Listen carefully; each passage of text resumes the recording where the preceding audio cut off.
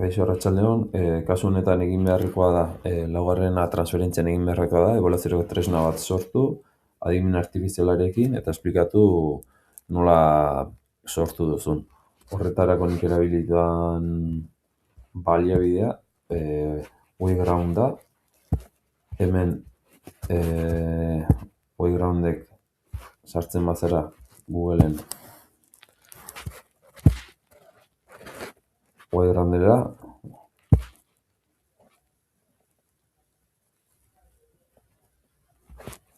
aukera ezberdina azkazu hemen, sortzeko. Orduan sortzeko dauzkazu aukera ezberdinak, ematen zu create, dauzkazu galderak egiteko, aurkezpenak, bideoak, eta aukera ezberdinak. Guk egin behar duna galdetegi bat, galdetegiak erabili ditzakezu ikusteko klasean landu duzun bat, testu bat ulertu denez klasean egiteko, edo azterketak egiteko ere balio du orduan. Ematen diogu galdetegi horri, eta galdetegi hori egin dezakezu. Bai, zuk landu duzun dokumentu hori igoz eta bertatik testak egingo dizkizu edo galderak egingo dizkizu, edo bestela zuk prompt edo test bat jartzen diozu eta berak galdetegia automatiko egingo du.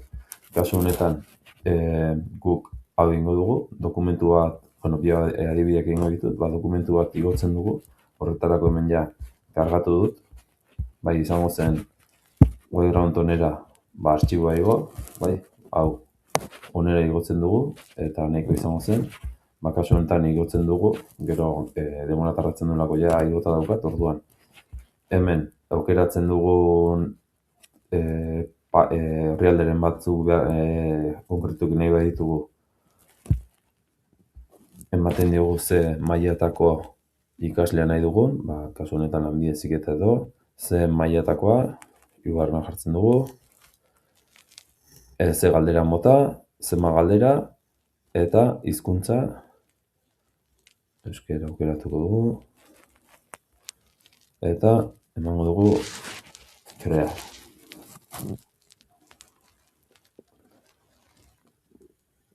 Sortzen ari da, sortzen ari den bitartean, beste aukera izango zen, prompt batekin sortzea orduan. Prompt batekin jarriko dugu, beste sartu dugun testua da elektrodoaren soldadurari buruzkoa, kasu honetan berdina egongo dugu, baina prompta sartuko du. Adibidez, elektrodo bidezko soldadurari buruzko testa. Orduan, berriro, maila, zenbat galdera nahi dituan, hizkuntza aukeratzen dut, eta sortzen joango dagoen. Galdetzen digu hemen zein topikori buruz nahi dugun galdera horiek, baten bat gehiago nahi badugu edo baten bat gutxiago, eta emango dugu sortzeko. Honek bere denbora behar du, orduan joango gara bitartean bestera, eta ikusten dugu testu bidezkoan, testutik atera eta ja galderak erantzunekin daudela, bale? Orduan, bertan daude ja galderak, eginda. Nahi badugu editatu ditzazkegu, kopiatu, ezabatu. Vale, 20 galdera. Eta horrekin behin bukatuta daukagularik, behin publikatu, gorretzen digu.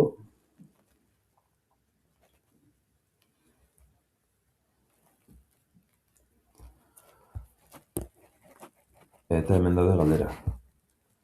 Eta hemen dago nola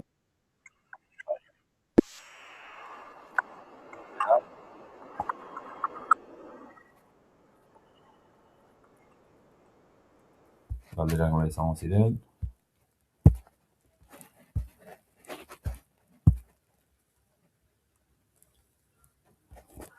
Eta izango da, hortik sartzen baldin bagara, ematen digu.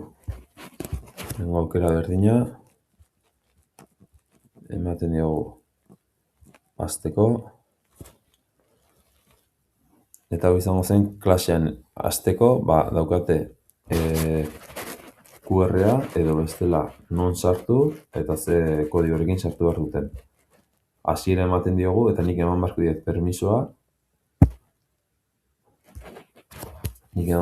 permisoa. Ikaslei egiteko orduan.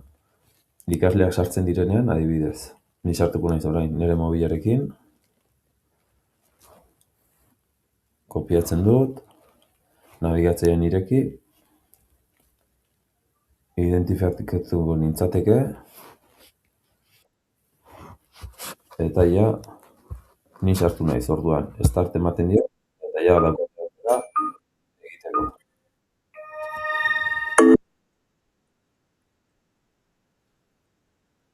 Daukate ariketa emateko, orduan, erantzuten doazen moduan, nik ikusi itzazket ondoren, ze emaitza egin duten, eta ze emaitza lortu dituzten, bale? Bale, eta ikusiko nuke, zenbat erantzun ondo egin dituzten, zenbat erantzun egin dituzten gaizki. Hau izango zen, bai, justu gaizki egin dualako, bale? Hemen azalduko zen, galdera bakoitzen zer erantzun izan eman duen bakoitzak, eta bakoitzak zer puntuazio lortu duen, bale? Hau izango zen, guk testua sartutakoa, beste izango zen, hemen adimen artifizialarekin egindako sartu duen prontaren araberako galdetegi bat izango zen. Hau izango da gure tesa eta berdina publikatuko genuke.